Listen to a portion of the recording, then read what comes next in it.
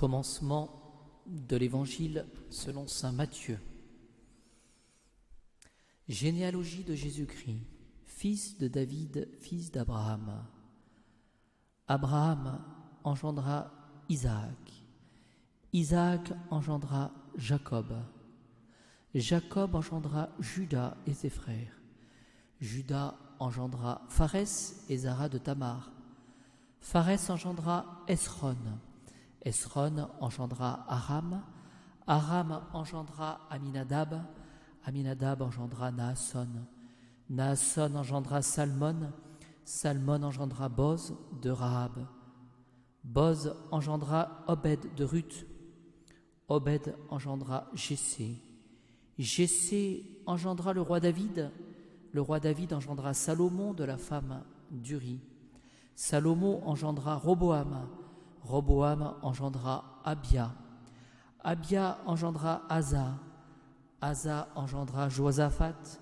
Josaphat engendra Joram. Joram engendra Osias. Osias engendra Joatam. Joatam engendra Akaz. Akaz engendra Ézéchias. Ézéchias engendra Manassé. Manassé engendra Amon. Amon engendra Josias. Josias engendra Jéconias et ses frères au temps de la déportation à Babylone. Et après la déportation à Babylone, Jéconias engendra Salatiel. Salatiel engendra Zorobabel. Zorobabel engendra Abiud. Abiud engendra Eliakim. Eliakim engendra Azor. Azor engendra Zadok. Zadok engendra Hakim. Hakim engendra Eliud.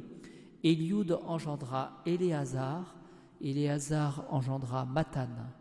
Mathan engendra Jacob.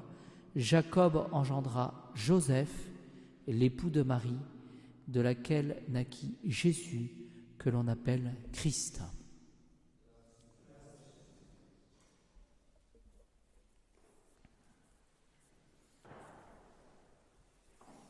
Cet évangile, selon saint Matthieu, commence par une généalogie. Et cette généalogie s'achève par l'évocation de Jésus, qu'on appelle Christ. Alors quel est finalement l'enseignement que nous pouvons retenir de cette généalogie?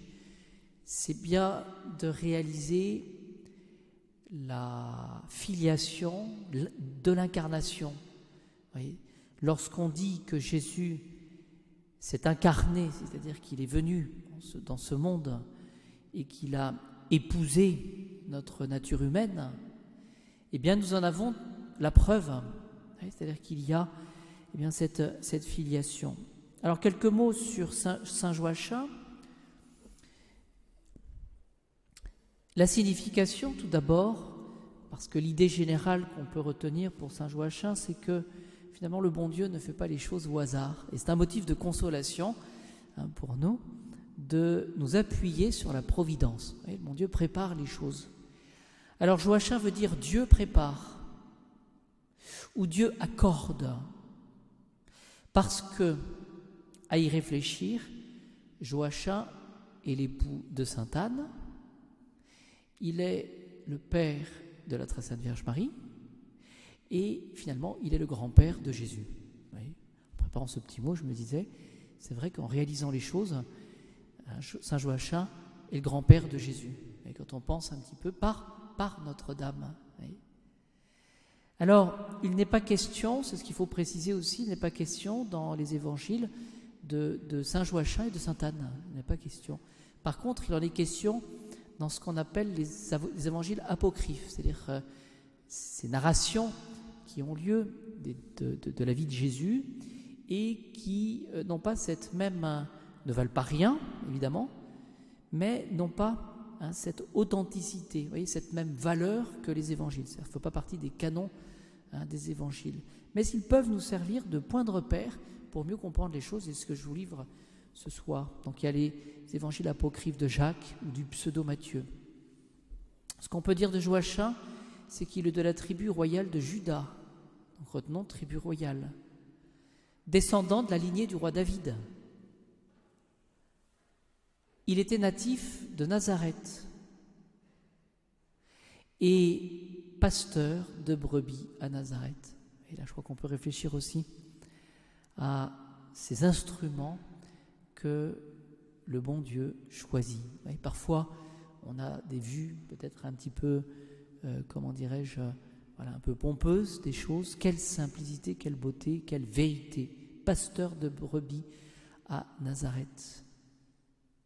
Puis il s'occupera de la décoration du temple et il va rencontrer Anne, qui deviendra son épouse, et Anne, elle est de Bethléem. Et ils ont connu, donc Joachim et Anne, cette épreuve d'être 20 ans sans enfant. Et lorsque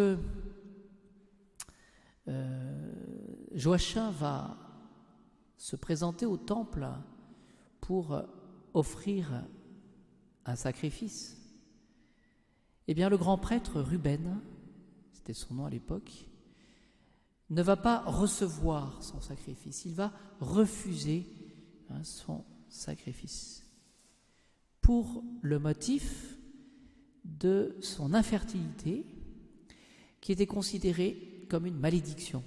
Oui.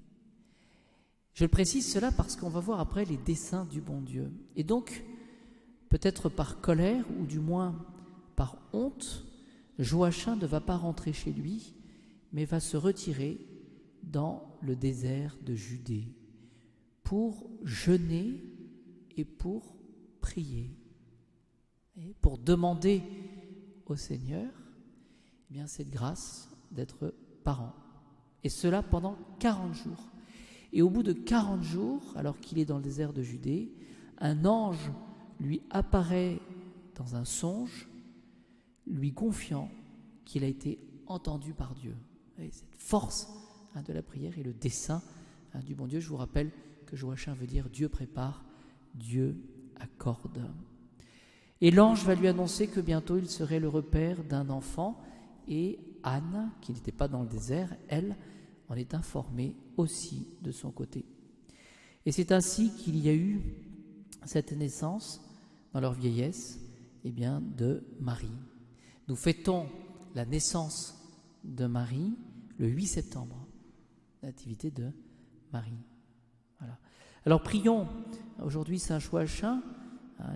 On précise que c'est le patron des grands-parents, Saint Joachim, mais prions-le justement pour tout d'abord rendre grâce de nous avoir donné Marie, celle qui est choisie par le bon Dieu de toute éternité, Marie immaculée, Marie qui devait être donc la maman de Jésus, l'épouse du Saint-Esprit.